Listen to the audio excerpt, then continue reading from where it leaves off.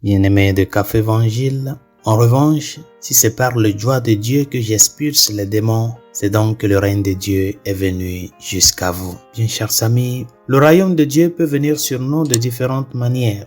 La phrase de l'évangile d'aujourd'hui ci-dessus se trouve au milieu d'un récit où Jésus chasse un démon d'un homme muet. Et une fois le démon chassé, le muet se mit à parler et tous furent stupéfaits. Et si certains ont été étonnés et ont ainsi grandi dans la foi, d'autres ont transformé leur étonnement en irrationalité. L'irrationalité de certains était qu'ils avaient vu ce que Jésus avait fait, mais qu'ils ne voulaient pas accepter que sa puissance était divine. Et c'est pourquoi certains d'entre eux ont dit, c'est par le pouvoir de Belzéboul, le prince des démons, qu'il chasse les démons. Ces personnes ne pouvaient pas nier que Jésus avait chassé un démon, puisqu'ils l'avaient vu de leurs propres yeux. Mais comme ils ne voulaient pas accepter la divinité de Jésus, ils ont sauté sur la conclusion irrationnelle que l'acte de Jésus avait été accompli par le pouvoir du prince des démons. Et cette position irrationnelle de certaines personnes est l'une des plus dangereuses que l'on puisse adopter. C'est la position d'un cœur obstiné. Ils ont reçu le message incroyable de la puissance de Dieu à l'œuvre, mais ils ont refusé de répondre par la foi à ce qu'ils ont vu.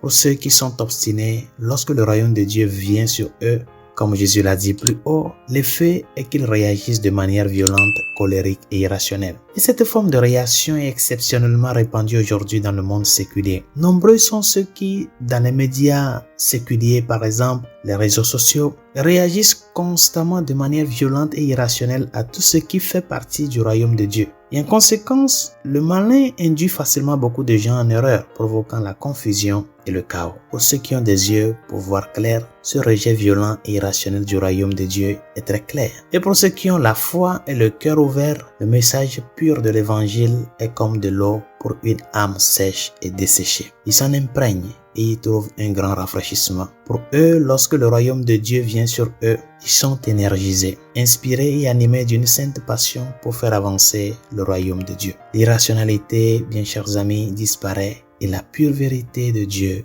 prévaut. Résolution de ce jour. N'oublie pas que l'évangile est illogique.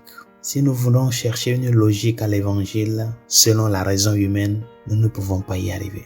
La foi vient au secours de notre raison quand nous n'arrivons pas à comprendre le mystère. Dans ta prière de ce jour, demande au Seigneur de te donner un cœur qui écoute et qui adhère à son enseignement. Et une fois adhéré à cet enseignement, transforme-toi en un messager du royaume de Dieu à travers ton exemple de vie. Bonne journée, Dieu vous bénisse.